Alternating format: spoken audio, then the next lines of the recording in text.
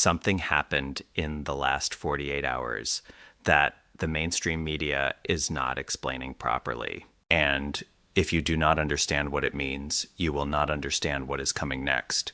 The most powerful man on the planet vanished from public view. No scheduled appearances, no press briefings, no social media activity carrying the weight it normally carries. And during those same 48 hours, behind walls that do not appear on any public schedule, conversations were happening that involve $300 billion, a nation that the United States has been locked in a cold confrontation with for over 4 decades, and a decision that, if it goes the direction the intelligence community believes it is heading, will restructure the geopolitical architecture of the entire Middle East before the end of this year. This is not a political opinion piece. This is not partisan commentary. This is a cold, serious breakdown of what happened, what it means, and why the global implications are larger than almost any headline you have seen this week. Stay with this until the end, because the final piece of this story, the part that explains why $300 billion is on the table right now, changes the entire frame through which you have been watching this situation unfold. Subscribe to this channel right now and turn on notifications. What is unfolding between Washington and Tehran is moving faster than daily news cycles can track, and the developments we are about to break down have consequences that extend far beyond a single diplomatic negotiation. This story touches oil markets, military positioning, nuclear timelines, and the financial architecture of global sanctions. The people watching this channel understand what is happening before the rest of the world catches up. Subscribe now. Let us get into it. For 46 years, the relationship between the United States and the Islamic Republic of Iran has operated inside a framework of structured hostility, sanctions, proxy conflicts, intelligence operations, military posturing across the Persian Gulf, the seizure of tankers, the assassination of generals, the near-miss escalations that brought the two countries to the edge of direct military confrontation more than once and pulled back at the last possible moment each time. This is the backdrop against which everything happening right now must be understood. Because when you hear the number $300 billion mentioned in the context of a potential agreement between Washington and Tehran, you are not hearing about a normal diplomatic transaction. You are hearing about the potential financial resurrection of a nation that has been economically strangled for decades, and the strategic calculation that Washington has apparently decided that resurrection may be worth more than the continued strangulation. The question that every intelligence analyst in every serious capital city is asking right now is the same question you should be asking. Why now? Why? After 4 decades of confrontation, after the collapse of the JCPOA, after the maximum pressure campaign, after the assassination of Qasem Soleimani, after years of proxy warfare stretching from Yemen to Lebanon to Iraq, why is $300 billion suddenly on the table? The answer to that question is not simple. And the people crafting the answer are operating at a level of strategic complexity that rarely gets explained in public. But before we get there, we need to talk about the 48 hours. Because the disappearance matters, not as a mystery or a conspiracy, but as a signal. When a president of the United States goes dark during an active, high-stakes diplomatic negotiation, it is not accidental. It is not a scheduling gap. It is a deliberate communication to every party at the table. The silence itself carries a message. And the message it carries in a negotiation of this magnitude is this: a decision is being made. Not discussed, not debated, made. The staff work is complete. The intelligence assessments have been reviewed. The options have been presented. What happens during a silence like this is the final weighing, the moment before the direction becomes irreversible. Multiple sources tracking White House movement patterns during this window noted the absence of the usual ambient signals that indicate normal operations. The press pool access points were quiet in ways they are not during standard low-profile days. The social media output that typically maintains a baseline of presence, even during non-public periods, carried a different texture, and the diplomatic back channels running through Oman, which have served as the primary indirect communication corridor between Washington and Tehran for the most sensitive negotiations across multiple administrations, went into a period of intensified activity that intelligence observers described as consistent with final stage framework consolidation.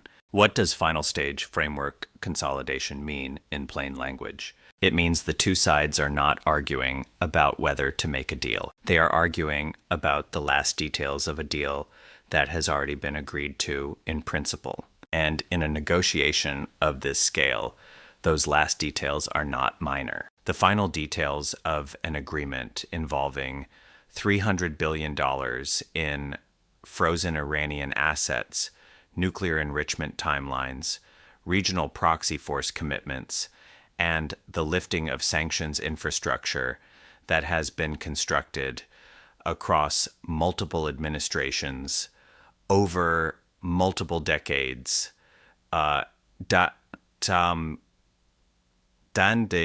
Those final details are where the entire negotiation can collapse or calcify into something historic. Subscribe right now and turn on notifications, because the next phase of this story is unfolding in real time, and what we are about to explain about the $300 billion changes the entire way you understand what is happening.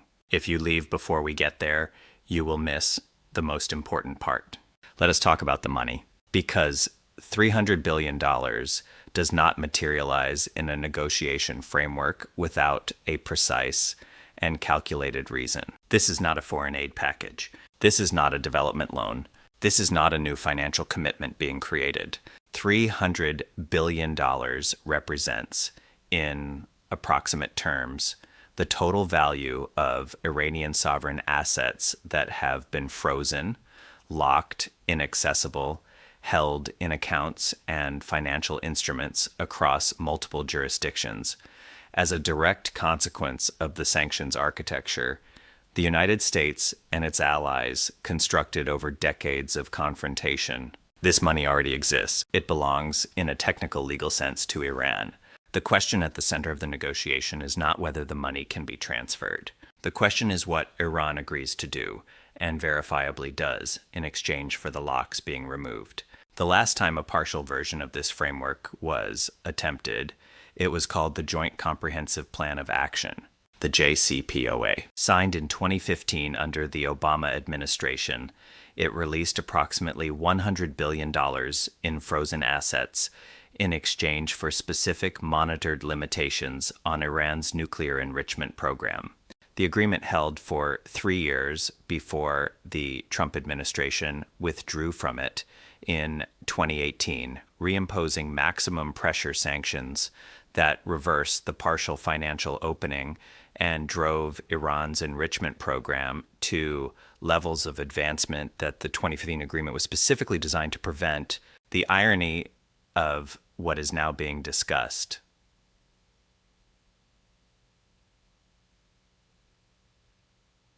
a potential agreement under a second Trump administration that would release 3 times the assets the Obama agreement unlocked is not lost on any serious analyst watching this unfold. But irony does not drive geopolitics. Interest does. And the strategic interests that are apparently driving this potential agreement are more significant than any ideological framing of who is making the deal. So what has changed? Why is the calculation different now than it was in 2018, when the maximum pressure strategy was chosen over the diplomatic framework? The answer involves at least 4 converging pressures that have created a strategic environment in which the cost of continued confrontation has risen dramatically, while the potential benefits of a negotiated settlement have simultaneously expanded. The first pressure is the nuclear timeline. When the United States withdrew from the JCPOA in 2018, Iran's uranium enrichment was capped at 3.67% purity under the agreement's terms. Within months of the withdrawal, Iran began systematically dismantling those caps. By 2023, Iranian enrichment had reached 83.7% purity, a level described by the International Atomic Energy Agency as approaching weapons grade and consistent with no civilian nuclear energy purpose. The IAEA's own assessments have used language that leaves virtually no ambiguity about what the Iranian program is positioned to produce. Intelligence community estimates from multiple agencies have consistently assessed that Iran is now at a breakout window measured not in years, but in weeks. The maximum pressure strategy was supposed to prevent Iran from reaching this point. It did not, and now the negotiating position from the Washington side is not coming from a position of preventing Iran from acquiring nuclear capability. It is coming from a position of determining whether a financial framework can be constructed that makes not weaponizing that capability more attractive to Tehran than weaponizing it. That is a fundamentally different negotiation than the one that existed in 2018, and it is a significantly more dangerous one. The second pressure is the Strait of Hormuz. Since the disruption to oil supply flows through this critical maritime choke point began in the context of the Iran conflict earlier this year, crude oil prices have moved in ways that are now reverberating through every major economy in the world. The consumer price index is elevated. Inflation forecasts have been revised upward. Social Security COLA projections have jumped. Supply chain costs are rising. The financial pressure being applied to the American domestic economy by sustained elevated energy prices is not a theoretical geopolitical abstraction. It is a monthly reality landing in the checkbooks of ordinary Americans and in the political calculations of an administration that understands the relationship between energy prices and electoral consequences. A negotiated resolution to the Iran confrontation that includes a commitment to Strait of Hormuz stability that opens Iranian oil back into global markets and applies genuine downward pressure on crude prices carries a domestic political value that extends well beyond the foreign policy achievement itself. Policy. The third pressure is regional realignment. The Abraham Accords architecture that the first Trump administration constructed created a framework for Arab-Israeli normalization that was designed to build a Sunni Arab coalition capable of containing Iranian regional influence. That architecture has experienced serious strain. Saudi Arabia, which was moving toward normalization with Israel before the Gaza conflict erupted, has paused that trajectory indefinitely. The Yemeni Houthi situation has demonstrated that Iranian proxy capacity in the region remains intact and operationally significant, regardless of how much pressure is applied to Tehran directly. The Lebanon front, the Iraq front, the Syria question, the regional proxy architecture that Iran has spent decades constructing has proven more resilient than the containment strategy assumed it would be. The calculation in Washington appears to have shifted from containing Iran through pressure to attempting to restructure Iran's regional incentive architecture through engagement. Whether that calculation is correct is genuinely uncertain, but the fact that the calculation has shifted is not uncertain at all. The fourth pressure is the China variable. Iran and China signed a 25-year comprehensive cooperation agreement in 2021 that has, despite uneven implementation, created a strategic partnership that gives Tehran a meaningful alternative to Western economic engagement. Iranian oil continues to flow to Chinese buyers in volumes that partially offset the impact of Western sanctions. Chinese investment commitments, Chinese diplomatic cover at the United Nations Security Council, and Chinese technological cooperation have all contributed to an Iranian economic and strategic position that is significantly less isolated than the maximum pressure framework assumed it would be. The sanctions architecture that was designed to create unbearable economic pressure sufficient to force Iranian capitulation has instead created an Iranian economy that is damaged but functional, resentful but resilient, and increasingly integrated into a Chinese anchored alternative economic order that does not require Western cooperation to sustain itself. The leverage that the sanctions were supposed to create has been partially absorbed by the China relationship. And a Washington that understands this is a Washington that faces a fundamentally different strategic calculus than the one that existed when maximum pressure was conceived. These four pressures, the nuclear timeline, the energy market reality, the regional proxy resilience, and the China integration, have apparently converged in Washington's strategic assessment into a conclusion that the current trajectory leads somewhere worse than a negotiated framework, regardless of how uncomfortable that framework looks politically. And $300 billion is the financial architecture designed to make that framework real. If you are still watching at this point, you understand that what is happening is not a news story. It is a historical inflection point, the kind that gets studied in foreign policy curricula for decades. Subscribe to this channel right now because the details of what comes next, the specific conditions, the verification architecture, the regional commitments, the congressional reaction, the Israeli response, are going to unfold over the coming weeks in ways that require ongoing analysis. Turn on the bell notification. This is not a story with a single chapter, and you will want to be here for everyone that follows. Now let us talk about the Israeli dimension, because no analysis of a Washington-Tehran financial agreement is complete without understanding that Israel views this negotiation not as a diplomatic achievement, but as an existential threat dressed in diplomatic language. The Israeli government's position on any agreement that releases Iranian assets is straightforward and has been communicated with remarkable clarity at every level of Israeli leadership. Frozen assets that flow back to Tehran do not stay in Iranian central bank reserves.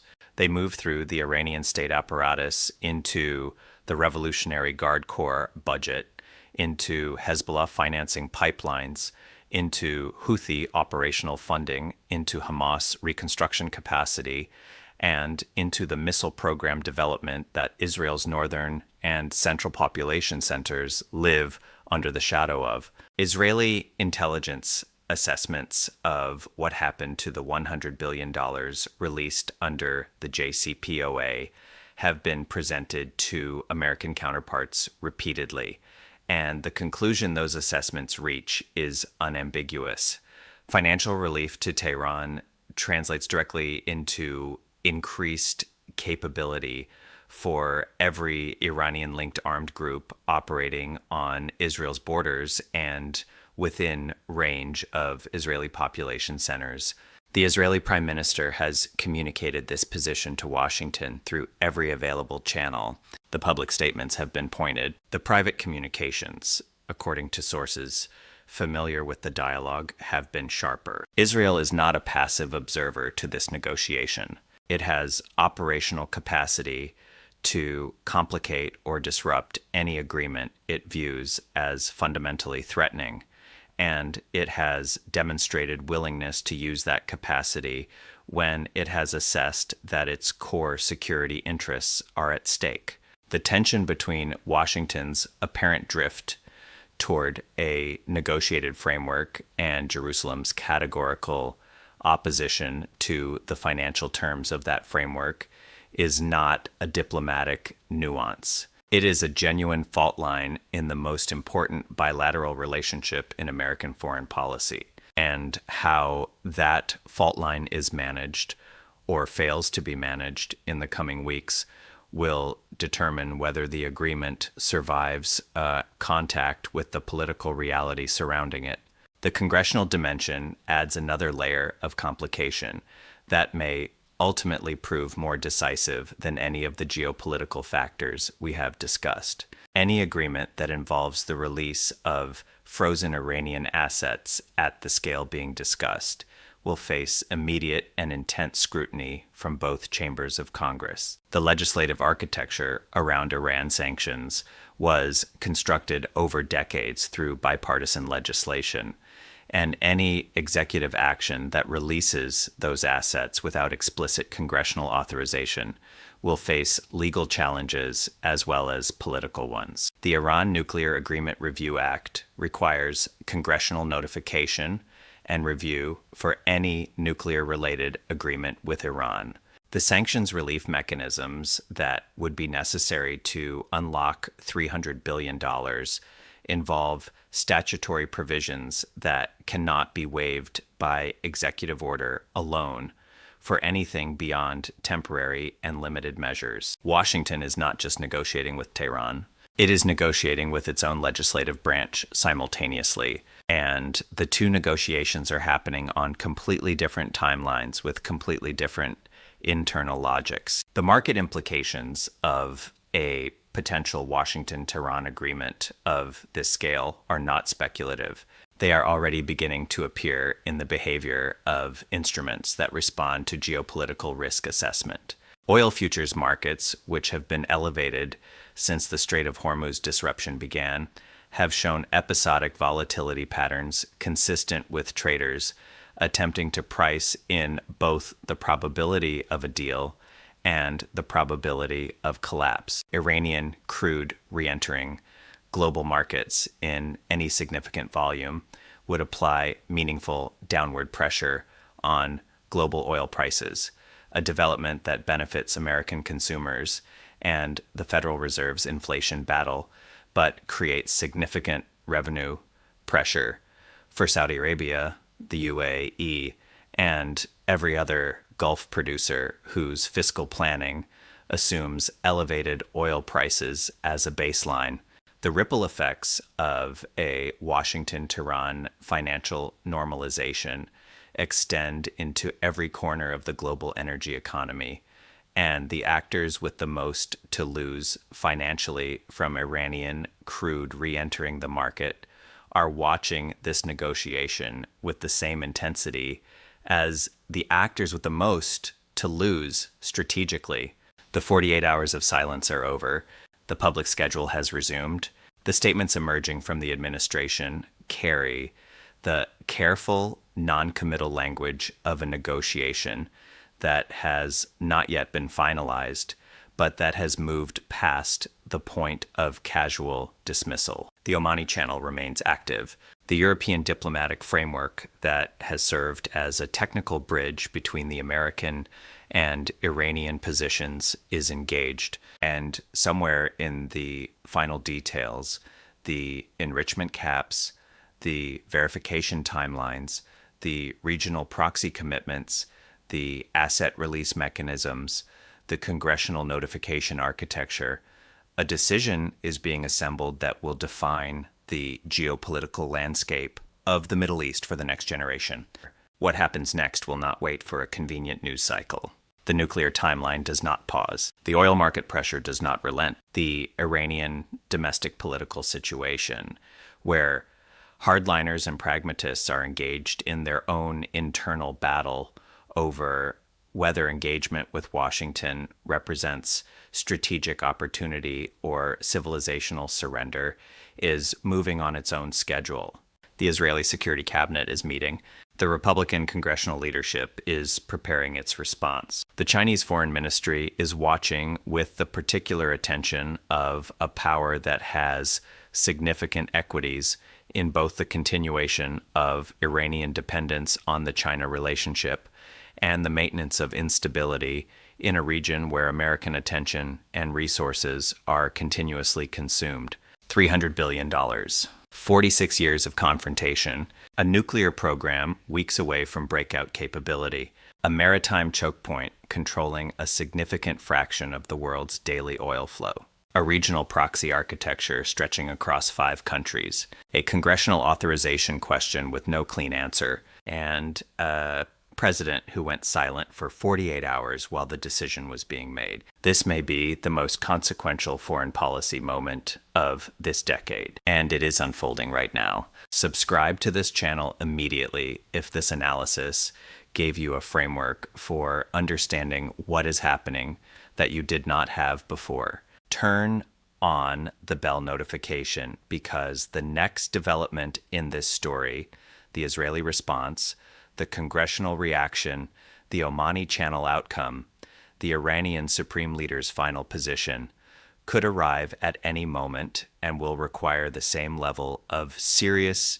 detailed analysis you just received. Share this video with anyone who wants to understand what is actually happening in the world beyond the surface level headlines. Comment below with your assessment of whether this deal gets done, because the conversation in the comments section of this video is going to reflect the genuine global debate happening in capitals from Washington to Jerusalem to Beijing to Riyadh right now.